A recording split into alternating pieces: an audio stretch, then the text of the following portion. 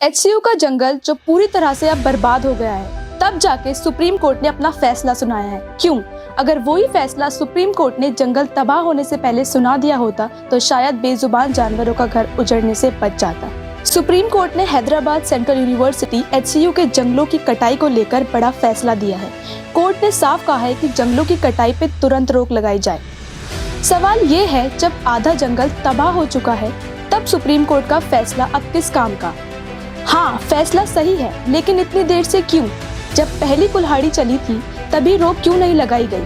जब पेड़ जमीन पर गिरते रहे, जब चिड़ियों के घोंसले उजड़ते रहे, जब जानवर बेबस होकर भागते रहे, तब सबकी आंखें क्यों बंद थी? एचसीयू का जंगल कोई खाली जमीन नहीं थी, वो एक जिंदा जंगल था। वहाँ की हर शाख, हर पत्ता, हर आवाज जीवन से भरी थी। आज वहाँ सन्नाटा है और अब जब आधा जंगल बर्बाद हो चुका है, कोर्ट का आदेश आ रहा है रोक लगाओ। पर अब क्या बचा है रोकने को? इतनी देर से आया फैसला क्या उन जानवरों को लौटा पाएगा जिनका घर छिन गया? क्या वो पक्षी लौटेंगे जिनके घोंसले अब मिट्टी में दबे हैं? क्या वो पेड़ वापस खड़े हो जाएंगे जिनकी उम्र 100 साल थी और जिन्हें चंद मिनटों में काट डाला गया? यह सिर्फ प्रशासन की नाकामी नहीं है, ये सिस्टम की बेरहमी है। और सबसे दुखद बात यह है कि यह सब एक यूनिवर्सिटी कैंपस में हुआ, जहां विचार पैदा होते हैं, जहां जागरूकता सिखाई जाती है।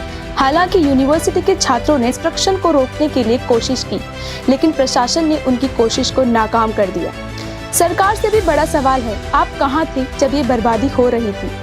आपकी जिम्मेदारी थी इस हरियाली को बचाने की, लेकिन आपने आंखें मूंद ली। क्या विकास के नाम पर हर बार पेड़ ही काटे जाएंगे? क्या हर प्रोजेक्ट की कीमत पर्यावरण चुकाएगा? और एक बात साफ है, अगर यही सब भाजपा शासित राज्य में हो रहा होता तो कांग्रेस अब तक बीजेपी पर टूट पड़ती। प्रेस कॉन्फ्रेंस, ट्वीट्स, धरने, सब कुछ हो चुका होता। लेकिन जब अब तेलंगाना में खुद कांग्रेस की सरकार है तो वो खुद खामोश है और शायद इस तबाही को अपनी मंजूरी भी दे रही है। दोहरे मापदंड साफ दिख रहे हैं। विपक्ष में रहते हुए पर्यावरण की बातें करना आसान है, लेकिन सत्ता में आकर वही जंगल काट देना शर्मनाक है।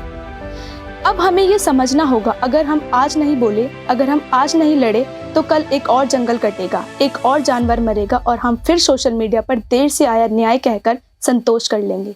लेकिन अब काफी हो चुका है, अब आवाज उठानी होगी। अब ये लड़ाई सिर्फ एचसीयू की नहीं है, ये पूरे देश के जंगलों की है। अब अगली बार कोई जंगल कटे, उससे पहले आवाज इतनी तेज हो कि कुल्हाड़ी चलने से पहले ही रुक जाए। अब डर नहीं, अब जवाब चाहिए।